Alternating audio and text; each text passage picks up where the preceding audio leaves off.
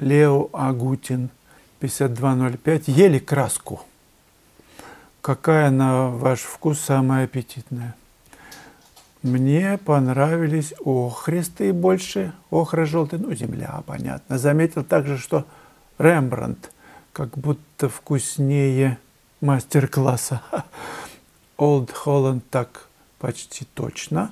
А вот кадмий вообще неприятные. Ну, понятно, что почему они неприятные. На какой хлеб и куда не намазывай, а так приятно маняще выглядит. Оранжевый, например. Вы почитайте в интернете, что такое кадмий. Еще хотелось бы блок потестировать, но его не достать. Вот так вот, да? Краскоеды завелись у нас в палате. Ну, не мудрено, все ж на излечении. Может быть, знаете магазин, который возит сейчас. Так вот, значит, кадмий, да, вы употребляете. Избыточное, я просто в Яндексе забил кадмий, влияние на организм. Острое отравление высокими дозами кадмия приводит к тяжелым поражениям органов дыхания, возможен отек легких. Избыточное поступление кадмия в организм может приводить к анемии, поражению печени, кардиопатии, развитию гипертонии. Ну, вас, конечно, это не коснется. Я слышал, что в состав краски входят какие-то радиоактивные вещества, так что с ними лучше их не есть. Лучше есть нормальную еду. Ну, здоровое питание, я имею в виду. Оливье сейчас пойдет нормально, сейчас же Новый год. Салаты всяческие, винегреты, яблочко, чтобы хватало там. Лучше яблочко тоже класть в оливье. Сергей Иванов. Супер, вообще вышаг. В хорошем разрешении. Это о моих работах, которые вот я пейзажи сейчас выставил на YouTube, вы можете посмотреть. В хорошем разрешении, даже как шпаргалка, куда посмотреть, как тиснуть сюжет, прием, колорит бесценно. Интересного направления мазков есть система? Или как рука поведет? Как рука поведет? Ну вот, например, по бликам лучей понятно. Траве, кустам примерно. А вот по архитектуре совсем полный безудержный праздник. Сергей, мне нравится экспериментировать. Направление мазков меня не то что не заботит, я намеренно изменяю. Например, как блики на воде вот так, а я по-другому. С тем, чтобы эффект был, какая-то новизна появилась. Если в тоне, в цвете какая-то чепуха, то и направление не поможет. А если это гармонично, то с направлением поиграйте. Очень советую.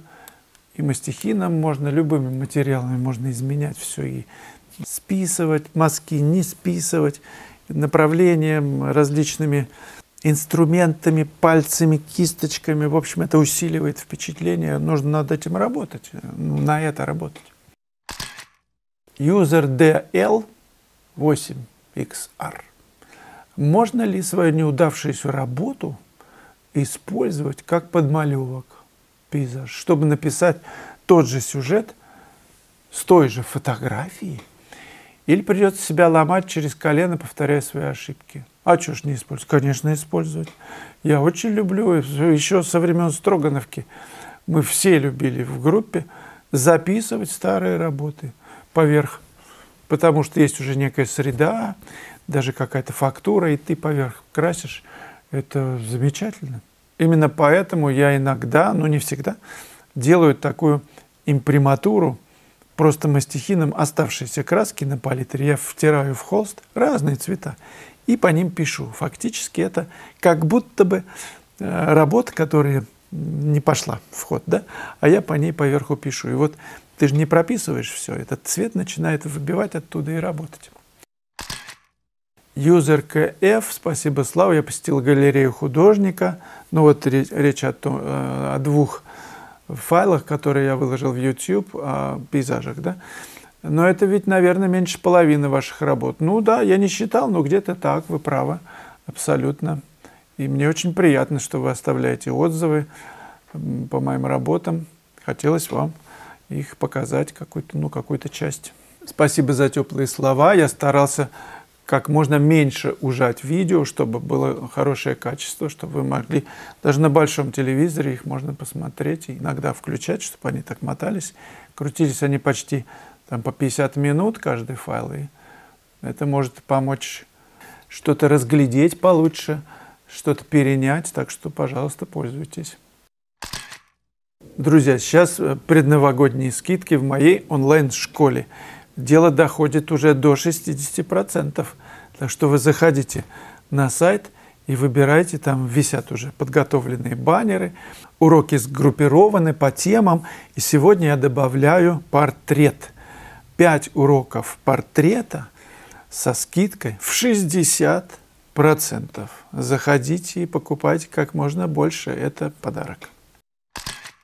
Светлана Левченко, вы часто говорите о любви к людям в целом, но в свете последних событий понимаю, что любить людей становится все сложнее, ведь они творят ужасные вещи. Хочется закрыться от всех и остаться в узком кругу. Как вам удается сохранять теплые чувства к людям? И еще хочу сказать спасибо за идею тянущего грунта. Очень рад, что вам нравится. Мне кажется, что я влюбилась, работы стали получаться более живописными и не вылизанными из-за эдакой рваности мазка. Я очень рад, что вам понравилось. Далеко не каждый это понимает, но экспериментируйте, больше работайте, не жалейте краску и почувствуйте, что ваши технические возможности расширились.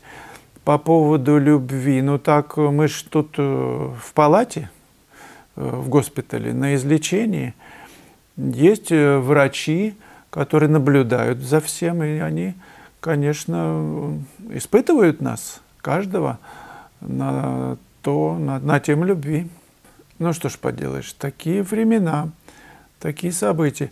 Ну это же вокруг, если вот воспринять нерадивых людей, таких вот уродцев, да, но они же дети для кого-то. Вот представьте, у каждого человека есть мама.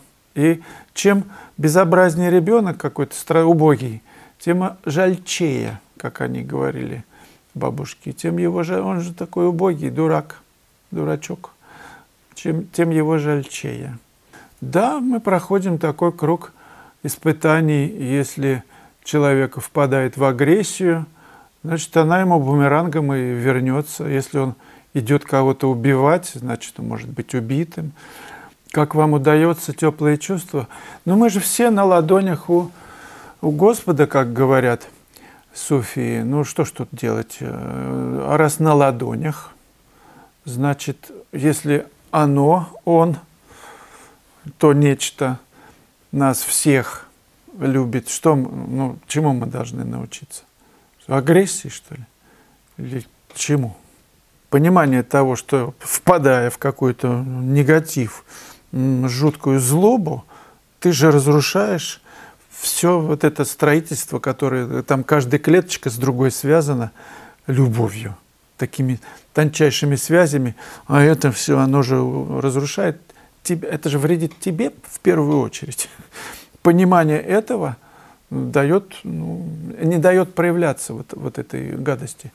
Ну зачем пить что-то такое жуткое, грязное? Зачем травить организм, если можно пить чистоту, например?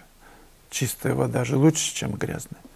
Да, все просто, Светлана. Мы все взрослые люди знаем, если ты любишь человека, эта любовь к тебе вернется. Если ты ненавидишь, значит, ненависть к тебе вернется. Все тут очень просто.